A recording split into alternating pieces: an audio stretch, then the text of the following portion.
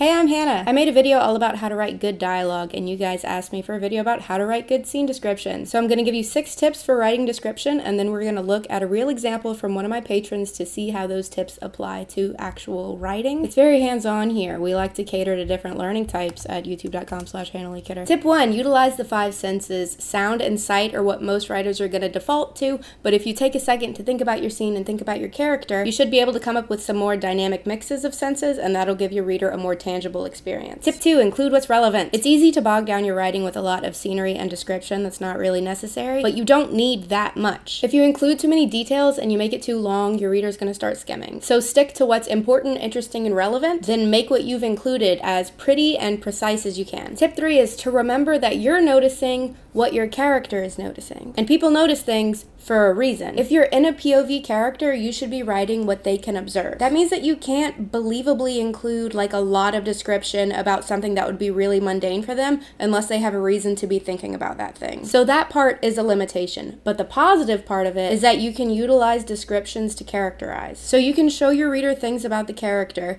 based on what they choose to observe and the way that they observe them. Say you have a character and they're in love with someone, and that someone is in the room. There are also 3 other people there. You're probably not going to have equal descriptions of everybody because your character is going to be focusing more on the person they're in love with. Does that make sense? So say they're really noticing this person they're in love with. What are they noticing about them? If they're noticing a bunch of positive attributes, that says one thing. If they're trying to pick out a lot of negatives, maybe they don't want to be in love with them and they're trying to dissuade themselves not to be. Like, there's a lot of different ways that you can describe the same thing and have it mean something else for your character that's observing it.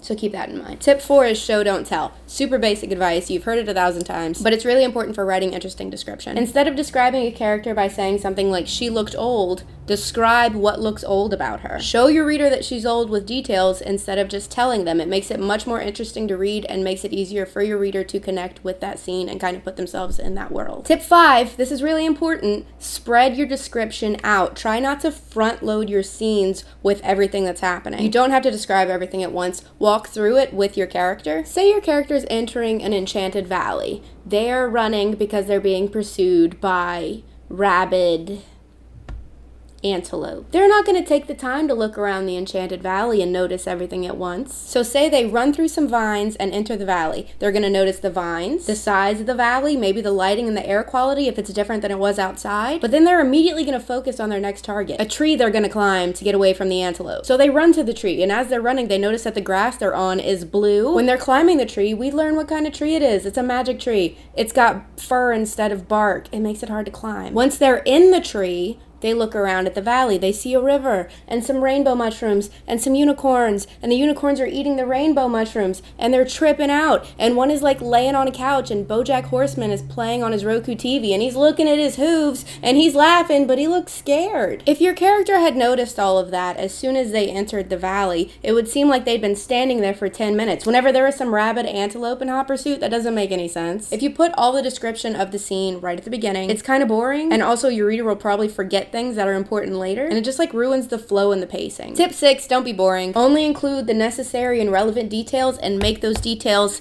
spicy. All right, let's see how these tips apply. We're going to look at a scene from my patron Christian. Thanks Christian and everyone else who sent in their stories. If you'd like me to edit your writing in a video, go to patreon.com/HannahLeeKidder. Oh God, is it Johan or is it Johan?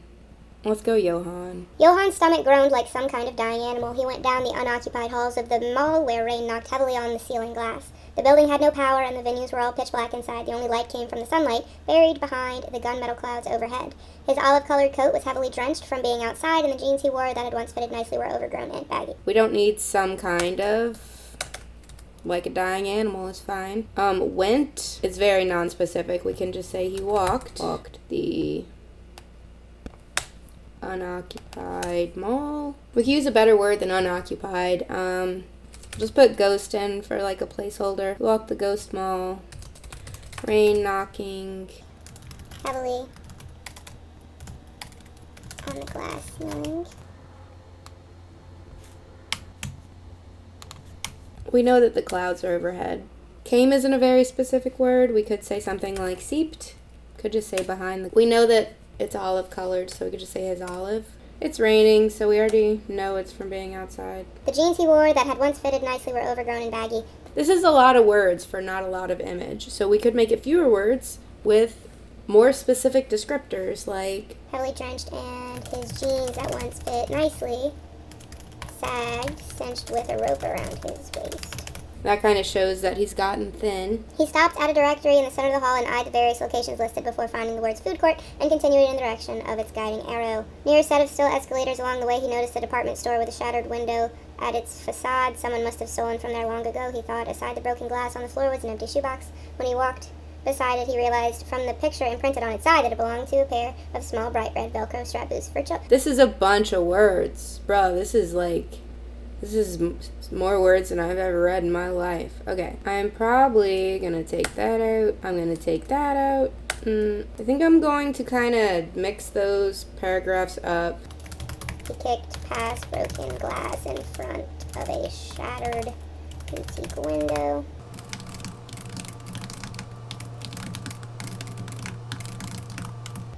Child-sized red Velcro boots. Because we don't need small and for children. Could also say pair of children's or a child's pair of.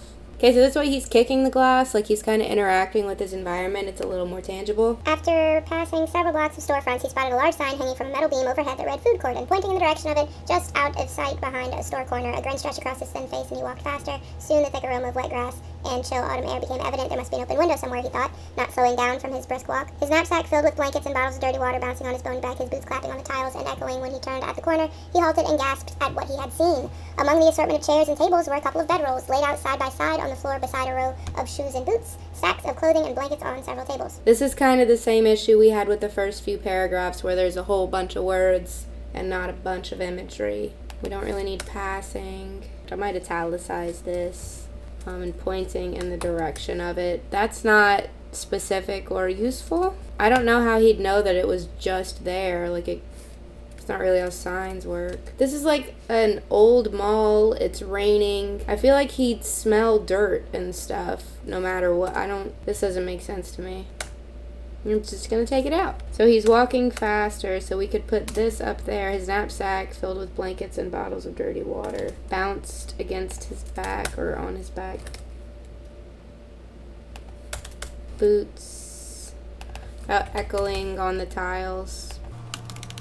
When he turned at the corner, he halted and gasped at what he had seen. This is Telly, so he could just... He turned the corner to the food court and froze. This is a sentence fragment. But what troubled Johann most was the collection of burning candles on one of the tables. That made him feel certain that that was not an abandoned campsite he usually came across in that uninhabited world where time seemed to have stopped. That's very Telly. There are people living in the mall, he thought, and he hasn't seen another living person in 2 years. He took his wrench out from his coat pocket and held it at his waist, easing to the encampment, eyeing the dark insides of the restaurants, too. When he approached the campsite, he noticed that the clothing and blankets were separated into both clean and filthy piles. On the pillow of one of the bedrolls was a stuffed koala with stitching under its leg. There are also several satchels and knapsacks, and a third bedroll was coiled and set aside. It's hard to say roll and coiled that close to each other when you're bad at speaking. Let's do... Chairs and tables were pushed aside to make room for bedrolls, laid beside each other on the floor with a row of shoes and boots. Or something, like that's just so much quicker. And I get that he's worried because there are people there and there haven't been people there forever, but this is very Telly and we can do it simpler. Just a collection of burning candles. Licked shadows around the room. Make it a little more descriptive. Johann hasn't seen another living person in over 2 years. And we don't need 2. So he noticed, and when he did this, we already know that he's approaching, and anything that is written in the story is something that he's noticing, so we don't need that filter. It just pulls us from it. Okay, so a filter, he noticed, he saw, he observed, whatever. It's reminding the reader that they're seeing the story through a character, so it pulls them further from the story. So you only want to use filters intentionally. Most of the time, they're not necessary. We can just literally describe the scene. We don't have to say when he got there or he noticed or anything like that.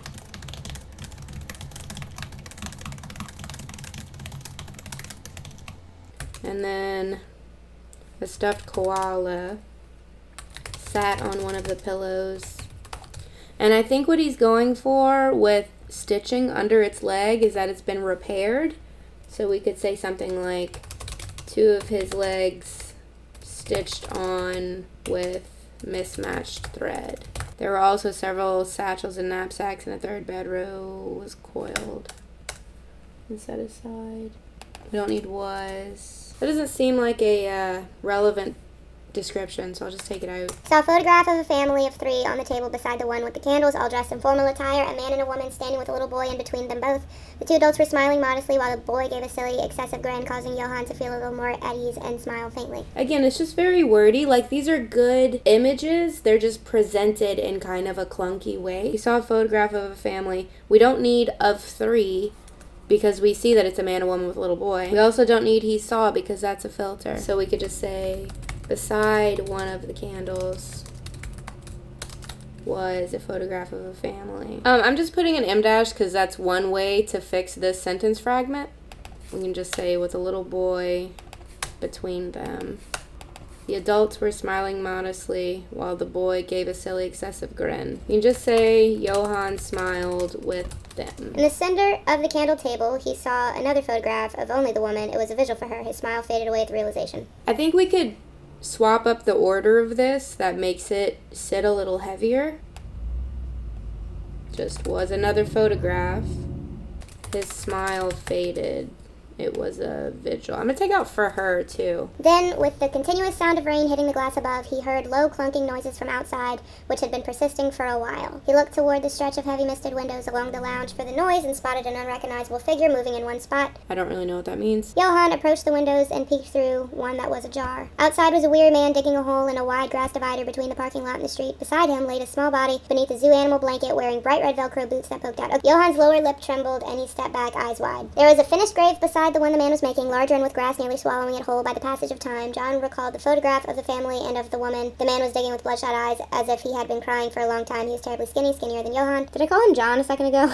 Johann slipped the wrench back into the pocket of his faded coat where his flashlight was and left the enormous mall, no longer wanting to search the restaurants for sustenance. It was clear to him there was none there. Okay, so this sentence is incredibly confusing with the continuous sound of rain. So there's still rain, but he heard a low clunking noise from outside, which had been persisting for a while. So he's been hearing it, but he just now started caring. I'm just gonna, yeah. We also don't need then. The order of this sentence is a little odd. I'm just gonna put the clunking sound. So a low clunking mixed. You also don't need sound. A low clunking noise. It's a clunk. It is a noise.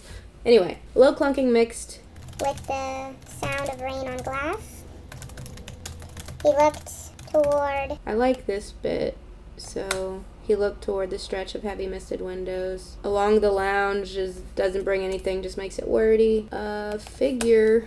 I mean, if you're calling something a figure and not like what it is, I think it's assumed that it's unrecognizable. Figure moving in one spot is a little weird. I think I'm just going to put outside. Johann approached is kind of vague, and I feel like he'd be trying to be quiet, so we could say something like tiptoed. Johann tiptoed to the windows and peeked through one that was ajar. You could just say through an open one. Or tiptoed across the... Did they call it a lounge earlier? Lounge and peeked through an open window. And then we already said outside, so we don't need that. I don't know, you can tell that he's weary immediately. Just a man digging a hole. I'm gonna make this like bright red Velcro boots poked out. We don't really need Johann's reaction here, I don't feel. There was another grave beside the hole the man was making. What about the man dug? Swallowed with grass. Boop. Johann recalled the photograph of the family and of the woman. We just saw him see those, so I don't think we need to recall it right now. The man's eyes were bloodshot, and he was terribly skinny. But then, skinny's a weird word for me, but that's personal taste. Why does it matter that his flashlight's there? Coat walked back the way he came, feels more human? I don't know. This is kind of telly. What about not bothering to search the restaurants?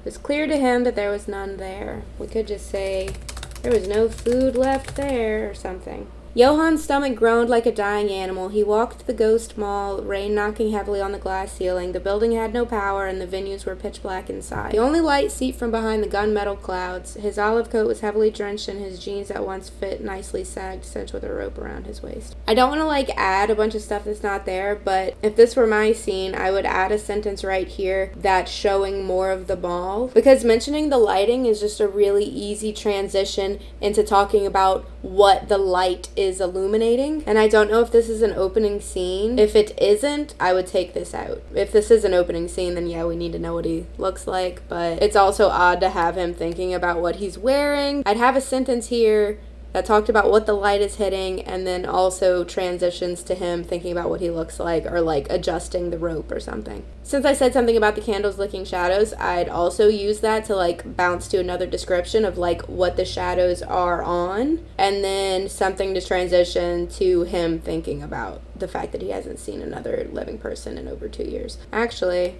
if we move this up here, yeah, that works. He's taking out a weapon, and you're like, oh, why is he afraid? And then he hasn't seen a person over 2 years. So that works a little bit better to me. I'd also add a sentence here describing something significant about her, maybe something that he can relate to someone that he's lost or whatever. Just another beat right here to make her more human and make this more of a relatable moment. I'd add a sentence here of him being freaked out maybe, or really excited. I feel like this would be a good moment for him to react. Johann slipped the wrench back into the pocket of his faded coat, and walked back the way he came, not bothering to search the restaurants. There was no food left there. I almost might cut this last line. I don't know.